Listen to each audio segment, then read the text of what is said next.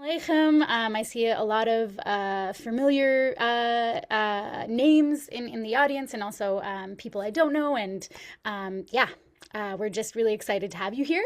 And speaking of recording, the talk session section of this lecture is going to be recorded. Um, so please mute yourself and turn off your video, and then after the talk portion, we'll stop recording, and that will be our discussion session. And feel free to unmute yourself and turn on your video, and that'll be a time where you can ask Molly some questions. Yeah. So this talk was organized on the unceded ancestral lands of the Squamish, Tsleil-Waututh, and Musqueam peoples. Since we're about to talk about Bundist concepts like Doigkeit, Hereness, it's really important to think about our relationship to this land as settlers, as uninvited guests, which is a situation very different from those of us who have Ashkenazi ancestors who lived in Eastern Europe. The indigenous folks of this land have also been doing the important work of reclaiming their histories and telling counter narratives for years.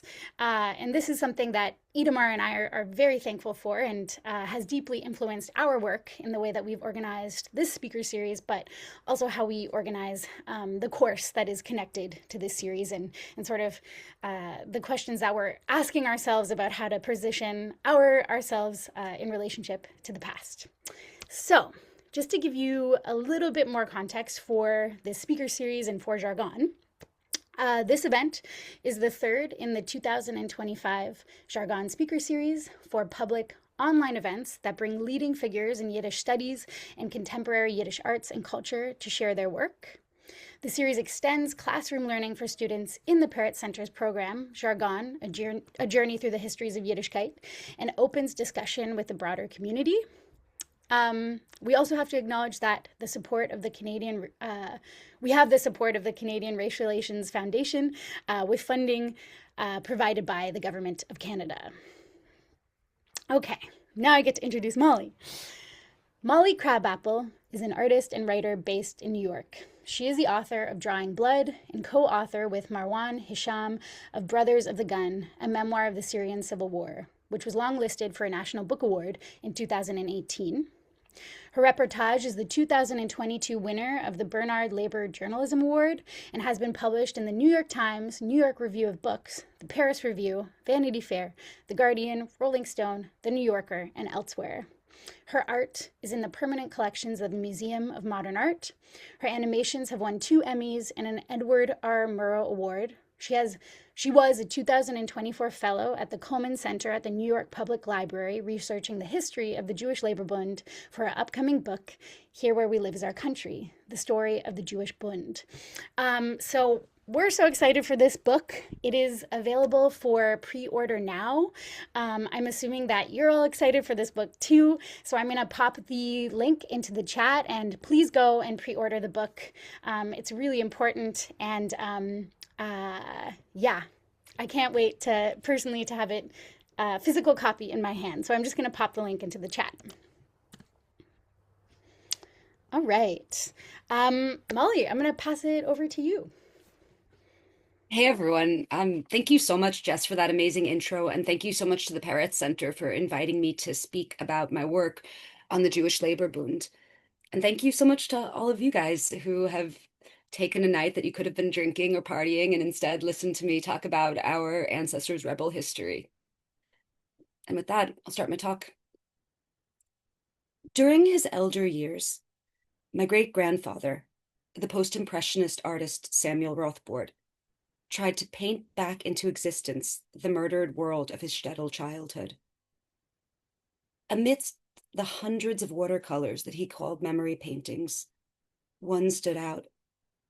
It was a girl, silhouetted against some cottages, her dress the same color as that twilight sky above. A moment before, she'd hurled a rock through a now shattered cottage window. On the painting's margin, her boyfriend offers more rocks. Itka the Bundist, breaking windows, Sam captioned the work. I may have been 15 or 17 or 20 when I saw that watercolor in my great aunt's sun-baked living room or my mother's apartment. I don't recall exactly. What sticks with me is the old world awkwardness of the heroine's name, Itka. I turned the Yiddish syllables on my tongue. And Bundist, what was that? This question became a thread that led me to the Bund, a revolutionary society of which my great-grandpa Sam had been a member, whose story was interwoven with the agonies and triumphs of the Jews of Eastern Europe, and whose name has all but been erased. Founded in 1897 in Vilnius in modern-day Lithuania, and reaching its height in interwar Poland, the Bund was a sometimes clandestine political party whose tenets were humane, socialist, secular, and defiantly Jewish. Bundists fought the Tsar, battled pogroms, educated shtetls, and ultimately helped lead the Warsaw Ghetto Uprising. Though the Bund was largely obliterated by Nazi Germany and the Soviet Union, the group's opposition to Zionism better explains their absence from current consciousness. Though the Bund celebrated Jews as a nation, they irreconcilably opposed the establishment of a Jewish state in Palestine. The diaspora was home, the Bund argued. Jews could never escape their problems by the dispossession of others. Instead, Bundists adhered to the doctrine of Dokheit, or Hereness. Jews had the right to live in freedom and dignity wherever it was they stood. My great-grandfather, Sam Rothbort, was born in 1882 in Volkovisk, a small town in the Russian Empire's Pale of Settlement, the crescent of land to which most of the Empire's Jewish subjects were legally confined. Tsarist law banned Jews from the Russian heartland and put strict limits on their rights to education, land ownership, and residence. Seeking to deflect popular frustration, courts staged blood libel trials, and the secret police distributed the protocols of the Elders of Zion. When pogroms broke out, cops and soldiers often joined in. This racialized persecution inspired young Jewish Marxists to create the Bund in 1897. They would fight for democratic socialism in Russia, and also for the freedom of their own people. As their founder, Arkady Kremer, said at their inaugural conference, Jewish workers suffer not only as workers, but also as Jews, and we dare not and cannot remain indifferent at such a time. That same year, Theodor Herzl launched the World Zionist Organization at a ritzy casino in Basel, Switzerland. Bundists and Zionists hated each other from the start. To the Bund, Zionism meant submission to the same bigots who wanted to kick Jews out of their homes in Europe. We are not strangers here and not guests, even though the Russian government considers us as such, one local Bund committee wrote in 1903. The richness of the land is soaked through with our blood. We demand and fight for that which belongs to us, for human, civil, and political rights. To leave meant letting their tormentors win. The Bund coined a word for this stubborn insistence on staying, Dokheit, Hereness, as opposed to the there of Palestine. Bundists would fight for freedom and safety in the places where they lived, in defiance of everyone who wanted them dead. One can see in this Yiddish term a precursor echo to the Palestinian concept of samud, the steadfast determination to stay on their land despite the predations of the Israeli state. As an exploited young leather worker, my great-grandfather, Sam, joined the Bund in 1898 to fight for better labor conditions. He quickly plunged into a life of strikes, industrial sabotage, and prison breaks that took him out of the conservative religious community of his birth. When the, quote, revolution wave came, he later wrote, I became a world brother. There was, he said, no Jew, no Goy, and no God. Eventually, political persecution would send him fleeing across the ocean. He arrived in New York in 1904, where he became an artist. He taught my mother to paint. She, in turn, taught me. By 1904, the Bund had grown to 30,000 members. This made it the most popular revolutionary party in the Tsarist Empire, dwarfing both the Mensheviks and the Bolsheviks. These armed idealists organized unions, battled pogroms, then fought on the barricades of the revolutions of 1905 and 1917. Crushed by the Bolsheviks after their October Revolution, the Bund regrouped in the newly independent Poland. Over the next 2 decades, the Bund created what Jack Jacobs would call a vibrant counterculture that encompassed every stage and aspect of life. Through their network of schools, choirs, summer camps, and newspapers, the party introduced Poland's impoverished Jewish working class to high art and international socialism. Their methods remind me of those of America's Black Panther Party, another group of young radicals who carried guns and started free breakfast programs and asserted their people's beauty in a country that wanted them dead. Like the Panthers, the Bund was a Marxist party, built by and for oppressed and racialized others, which created a network of communal care and cultural uplift, of schools, clinics, mutual aid centers, and youth groups, backed with weapons and branded with militant chic. Both the Bund and the Black Panthers published newspapers that became gateways to capacious intellectual worlds. The Bundist newspaper, Volkszeitung, ran international reporting, sandwiched between ads for handguns, face powder, and nightclubs offering dances with pretty girls. One issue might contain a dispatch from their comrade Pedro Wald in Buenos Aires. In 1919, Argentine police had arrested Wald on accusations of attempting to overthrow the government and form a Patagonian socialist republic. Or Volkszeitung might print a blistering indictment of the state-backed mob murders of Black people in Missouri, writing, quote, the civilized American lynches with the sort of pleasure that one would find among wild beasts. Volkszeitung's internationalism connected small-town Jewish workers to far-flung struggles. Activist Yonia Fain recalled visiting a tiny shtetl where his shoemaker host asked how he could help the socialists of China. The Bund created a youth movement, Zukunft, Yiddish for the future, for teenagers who worked 10 hours a day and lived 5 to a tenement room, but still dreamed of a better and more beautiful world.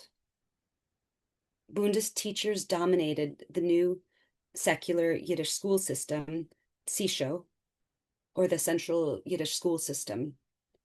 These schools directly challenged the traditional cheters that my great-grandfather endured, which Bundists described as filthy holes where subliterate old men, quote, filled a child's small brain with nonsense, using a cat-o'-nine tails to reinforce their points.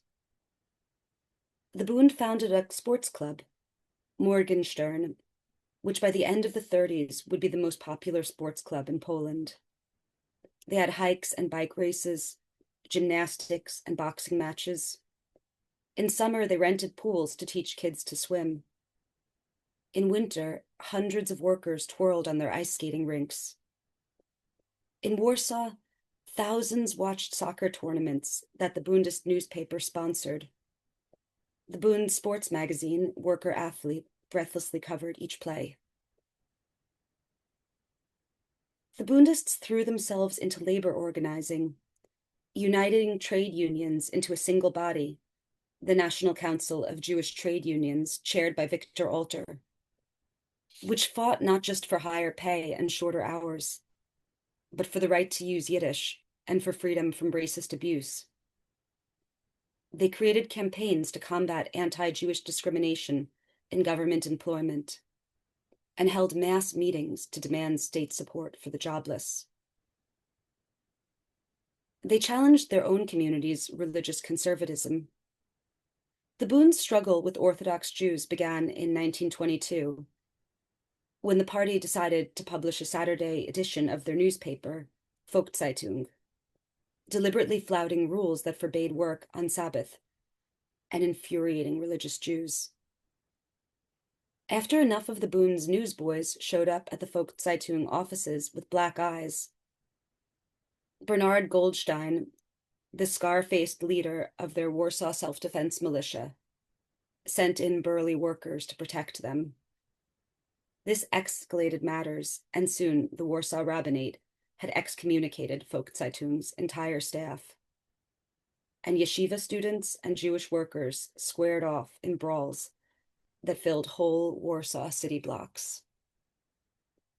In retaliation, the Bundists ran their leader, Henrik Ehrlich, in a raucous campaign to get on the Warsaw Jewish Council, the Kehillah. It was a long shot. The Kehillah was so conservative that women were not allowed to vote in its elections. But Ehrlich's charisma and the Bund's relentless social organizing paid off. Despite being dubbed, quote, the enemy of Zion and the enemy of learning, and despite telling a heckler that his party opposed circumcision, Ehrlich won his race. More Bundists followed him onto the Kehillah. And if things didn't always go smoothly, once a session closed when a Bundist delegate threw a chair at an Orthodox delegate's head, the Bund had another way to serve their people. Bundist women founded their own organization, YAF, Jiddische Arbeiterfrauen, or Jewish Working Women, which set up daycare centers, disseminated birth control information, and campaigned for free childcare and equal pay. In summer, Zukunft boys and girls pitched their tents in the forest. They hoisted red flags, argued socialism, then snuck away to hook up on the meadow grass. Bundist workers gathered in resort towns and went on mountain hikes. Yiddish writers published their oeuvres on Bundist presses. The Bund helped transform Yiddish, the language of the Jewish street, into a vehicle for transnational literary culture. When they fled disaster, Yiddish became a portable homeland that Bundists carried on their tongues. In 1925, the Bundist Max Weinreich founded the YIVO Institute for Jewish Research in Vilna to study the culture of Eastern European Jews. Created by working-class intellectuals who had been kept out of universities by racist quotas, YIVO's scholarship was imbued with the defiant insistence that the oppressed should write their own histories. The same spirit led young radicals like my father to fight for the creation of Black and Puerto Rican studies departments in 1970s New York. In January 1926, the Bund opened the crown jewel of their network, the Medem Sanatorium, built on 4 acres of forest in Miedzeshin, near Warsaw, for poor children at risk of tuberculosis, and named after the Bund's legendary leader, Vladimir Medem.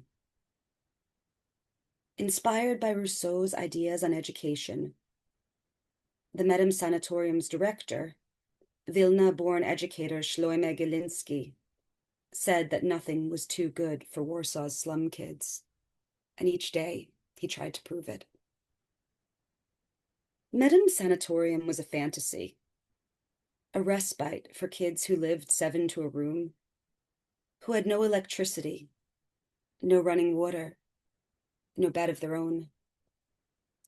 Some Bundists even worried that the hoity-toityness of the place, with its newfangled baths and toothpaste, would alienate children from their parents. But Galinsky insisted that they'd bring back the good influence. Galinsky believed that adults and children were equal. So contrary to the era's norms, the staff at the Medem Sanatorium did not beat children. Kids needed to laugh. The hellions played amidst Miedzishin's wildflowers, the forget-me-nots, buttercups, and gaudy thistles that blossomed beneath the spruce and pine. They plucked apples from the orchards, inspected snails in the biological museum, raised geese, sunned themselves on the deck, and felt the clean country dirt beneath their feet. They did not keep kosher or pray. They observed Jewish holidays in their own heterodox manner. When they put out Elijah's cup at the first Passover Seder, Vladimir Medem's ghost might have taken a sip. A decade later, the Bund released a film about the Medem Sanatorium, showing how the place transformed its children. Mischievous Lazar, tormentor of chickens, thief of bread rolls, slowly softened when he realized that, for the first time in his life, there was enough to eat. The yeshiva boy, prissy little Zalman, shed his long Orthodox coat to play. They were happy, because for one summer, they experienced the world their party fought for. Here where they lived was their country, the Bund promised. In Medem Sanatorium, kids could believe it.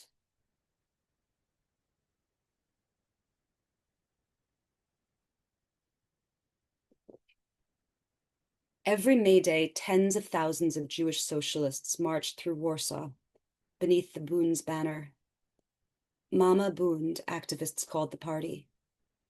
Among their slogans was, "Here where we live is our country," and by their actions, they sought to prove it. Such Hereness was hard won in interwar Poland.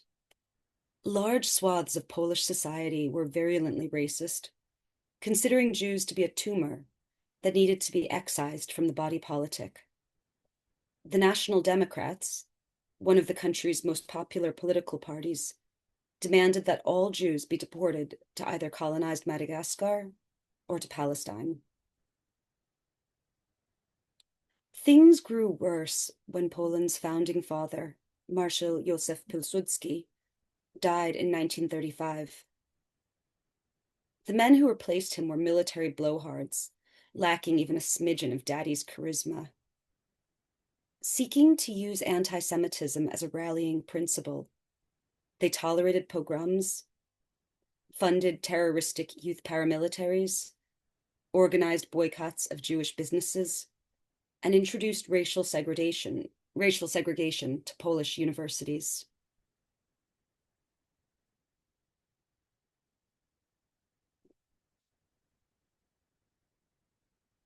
Under the leadership of that scar-faced bruiser named Bernard Goldstein, the Bund organized the armed defense of their communities, sometimes with the support of comrades in the Polish Socialist Party. This collaboration was fraught. Polish workers were as susceptible to racism as anyone else, and like many leftists, the Bund could be maddeningly sectarian. But as the 1930s wore on, the two groups fought side by side. The Zionist movement took a different tack. During the same years that the Polish government funded wannabe brown shirts who were terrorizing Jewish neighborhoods, it lavished cash on Zionist militias wreaking havoc in Palestine. The Haganah, the Irgun, and the deranged Stern Gang all received machine guns and military training from the poisonously anti-Semitic Polish government. which they then used to murder Palestinians during the Great Arab Revolt of 1936 to 1939. Recruits had to sign pledges to leave Poland immediately after training, so as not to use their skills to defend their own communities. The mutual support was also ideological. While the Polish government brayed for mass deportation of Jewish citizens, Zionist leaders like David Ben-Gurion and Zew Jabotinsky pranced around on Polish stages to concur. Zionists and European racists could agree on one thing: Jews to Palestine.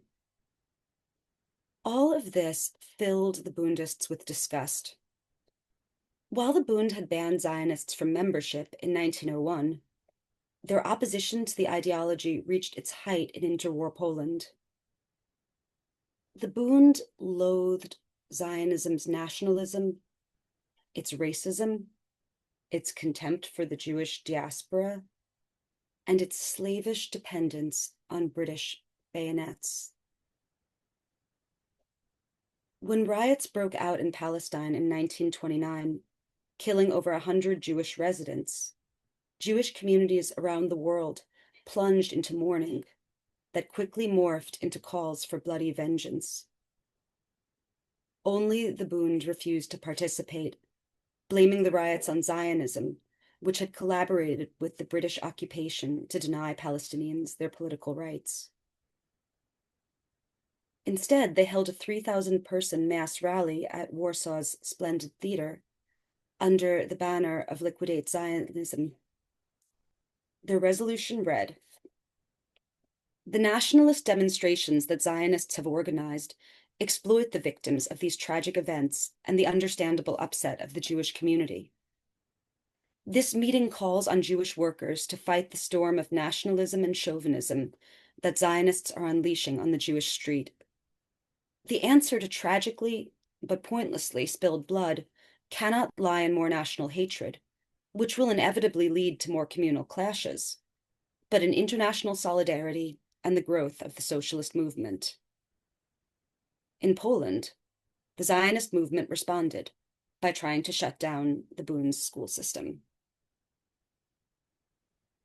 Due to their intractable opposition to nationalism, the Bund was skeptical towards the Great Arab Revolt of 1936 to 1939.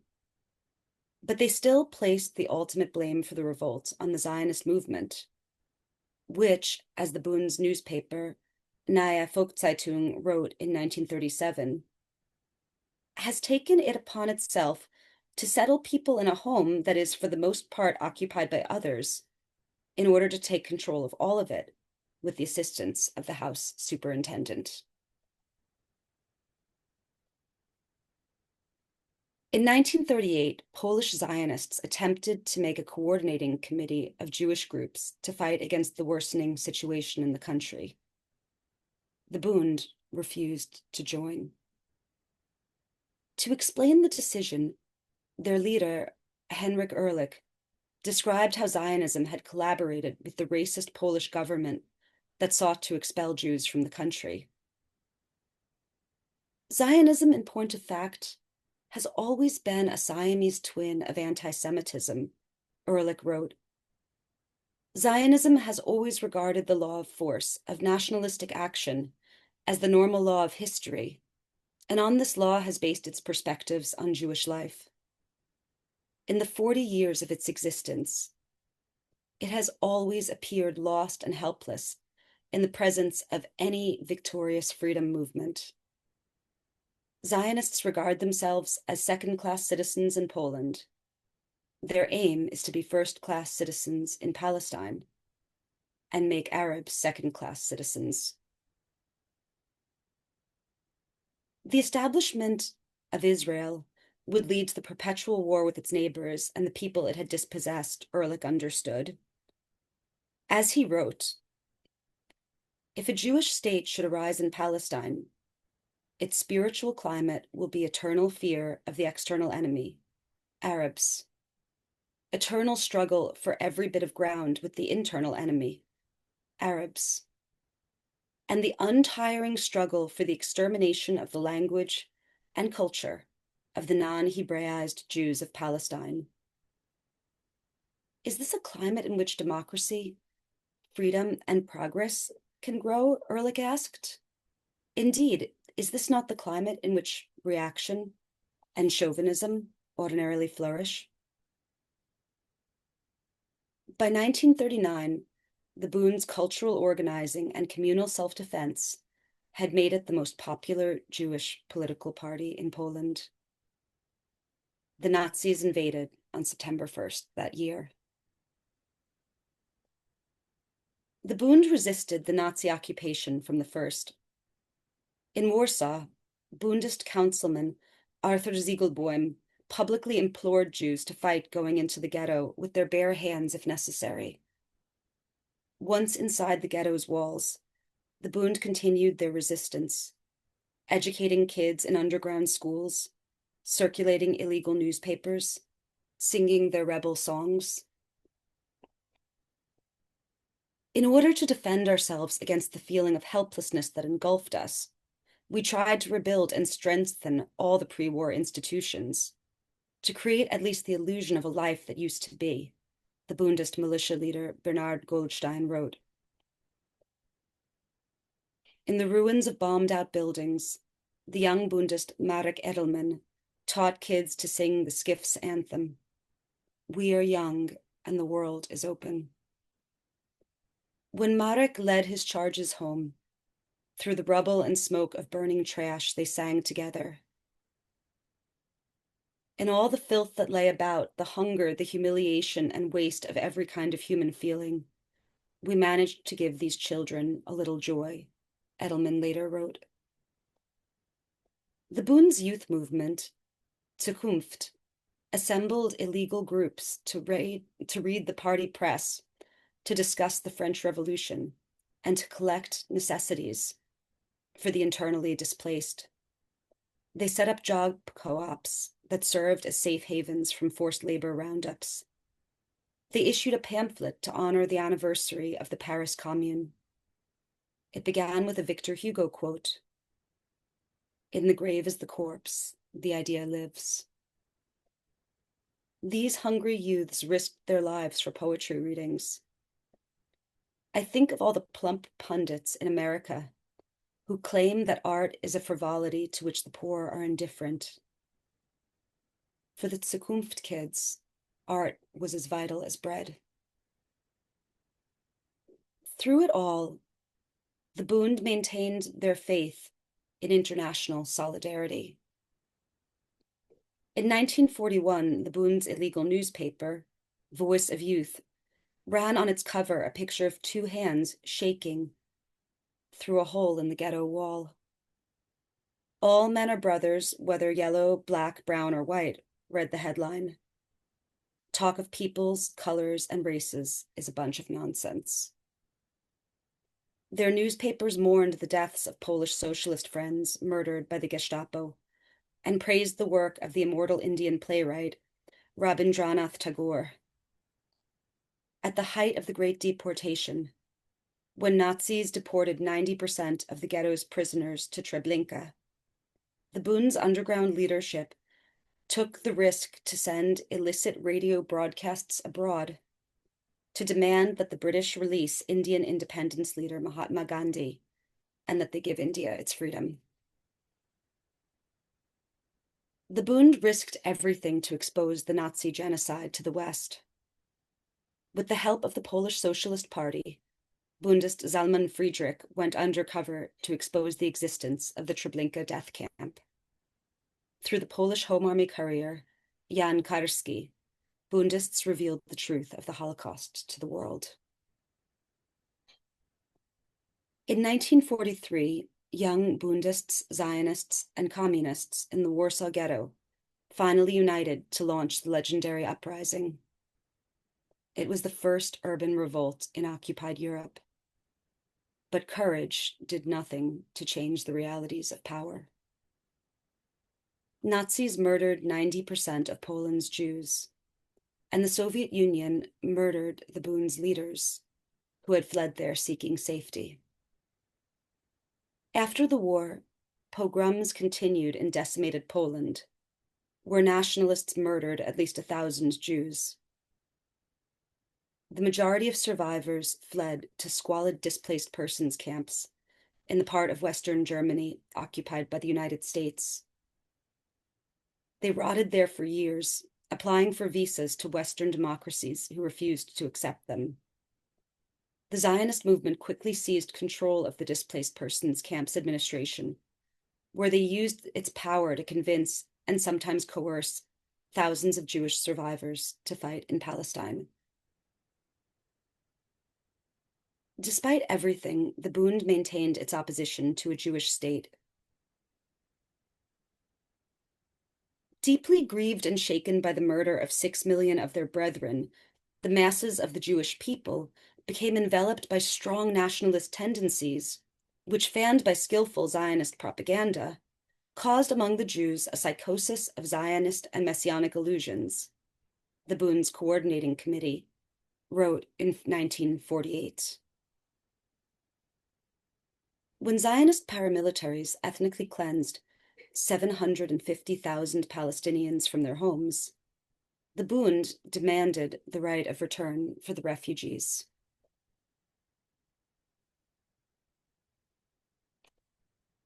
Quote, "It appears that 2,000 years of suffering and of untold hardships caused by the misery of numerous deportations were entirely forgotten as soon as circumstances caused a fraction of the Jewish population to be placed in a position of self-government," wrote the Bund's bulletin in 1948. True to its Zionist self, the Jewish government of the State of Israel appears ready to forfeit the moral rights of the Jewish DPs in Europe and elsewhere by refusing to permit the Arab refugees to return to their homes in Palestine. Israel would permit no such thing. For Israel to exist, Palestine could not. The Israeli army tortured Palestinians who tried to return or shot them as infiltrators. Their property became booty for the new Israeli state. The Bund, meanwhile, seemed to dwindle into irrelevance. Its scattered groups were largely support communities for Holocaust survivors, and its International Coordinating Committee finally shuttered around 2003, though one of the Bund's original branches remains active in Melbourne. When I post about the Bund on social media, Zionists like to tell me that many of their members were gassed in Auschwitz. Sometimes they wish me the same. This makes me think of fascism's first form of forgetting. Before fascism erases the other, it must purify the self. It must cut off the dissident, cosmopolitan, and solidaristic parts of its own people's history to foreclose other futures that might have been. This accounts for the Bund's erasure and the anger its mere mention provokes. In 1938, Heinrich Ehrlich wrote, "If a Jewish state should arise in Palestine, its spiritual climate will be eternal fear of the external enemy, Arabs, eternal struggle for every bit of ground with the internal enemy, Arabs. Is this a climate in which freedom, democracy, and progress can grow? Indeed, is this not the climate in which chauvinism and reaction ordinarily flourish?" Ehrlich killed himself in a Soviet prison 4 years later.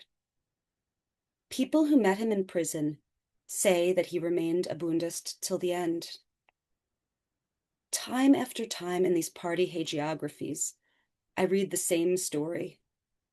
In gulags, in concentration camps, on the execution block, the Bundist would leave his final testimony. "I die, knowing that I was right."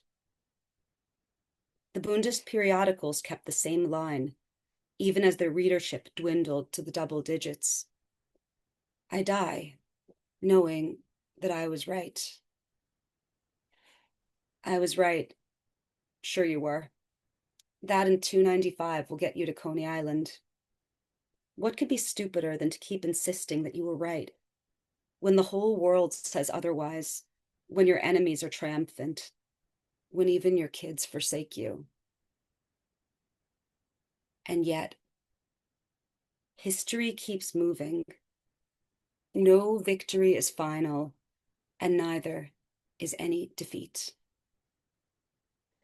In October 2023, after a massacre begun by Hamas, Israel began a genocide in Gaza. On social media, Palestinians exposed the violence that has continued since the Nakba, with every house that settlers steal, every gang rape in an Israeli prison camp, every crater carved by Israeli bombs. The Bund's anti-Zionism, which had so marginalized them during the long decades of Israeli communal dominance, struck a chord on social media, leading a new generation to embrace them. In Berlin, in New York, and even in their hometown, Vilna, young people have raised the Bund's banner in support of Hereness, of democratic socialism, and of Palestinian liberation. Though the Bund was crushed by the worst totalitarians of our blood-soaked 20th century, their ideals live on. They are carried forward by Jews and non-Jews around the world, and by all of us in this room. All of us who know that only solidarity can save us. We are the opposition, but we are growing. Why? Because we're right. Is that enough? Of course not. But it's the only place to start.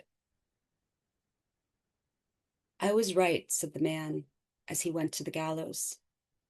Sometimes, from the distance of years, he looks less like a fool. Instead, he resembles a prophet. Thank you.